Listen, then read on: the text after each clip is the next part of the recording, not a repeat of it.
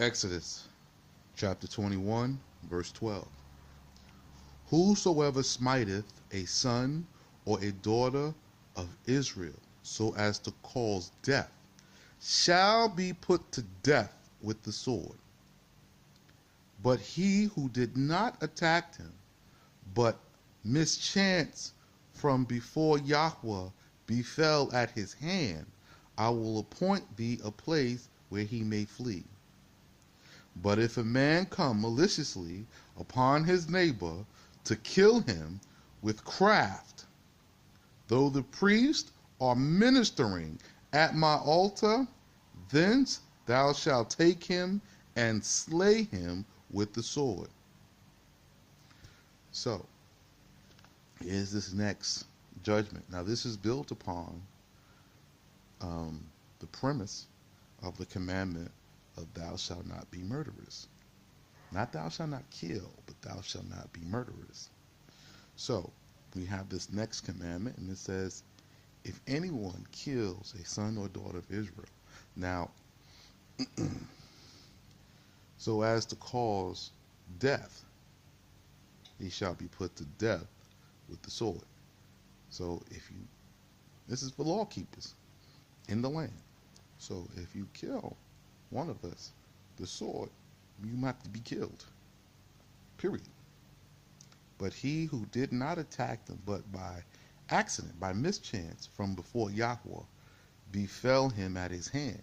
So you can been out cutting wood and the axe head flew off, and sometimes Yahweh will, this is his doing. So he gets somebody maybe doing something, and this is how he ties stuff together, because he sees all and he knows all, and he'll tie someone who did something else to this person to cause this whole mischief. So maybe one's a Baal worshiper. So you worship a Baal, your axe handle flies off and kills another dude by accident, and he's also maybe a Baal worshiper. Now you gotta flee, you know what I'm saying?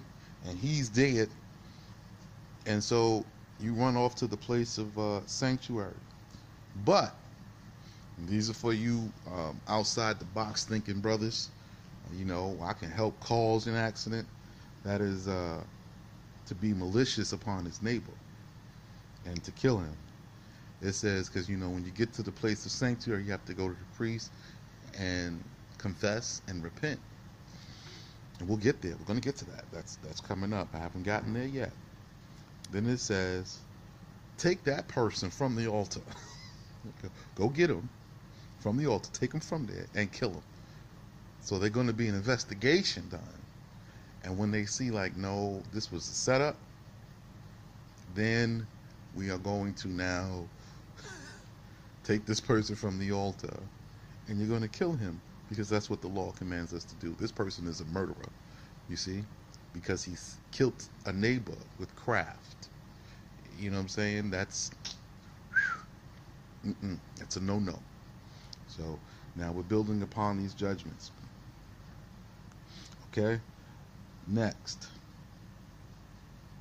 And he who wounded his father or his mother shall die by strangling. That's pretty cut and dry. So, your son is rising up in your house with disrespect, and, he at that little teenagery age. This is how you stamp that out. He says, if he causes you harm, strangle him to death. The old saying goes, I brought you in this world, I take you out. But in keeping the law, that becomes a stark reality. And everyone likes to say the compassion thing. The compassion is for the one who was hurt, the one that is who's right, who's in the right. So the father gave a command, the father's in the right. He asked him to do something. He commanded him to do something. If he doesn't do it, he raises up, man, I'm tired of you, and this, that, and the third, and then he's going to push his father on the ground or whatever. It says, get him. You hear the story, we're going to do an investigation, and we find out what the deal is, strangle him. And no, women, you can't protect him. You can't protect your son. over the husband. Now, that's a hard pill to swallow. So I'm going to take my time now, and I'm going to get ready to come back with the next segment of the law.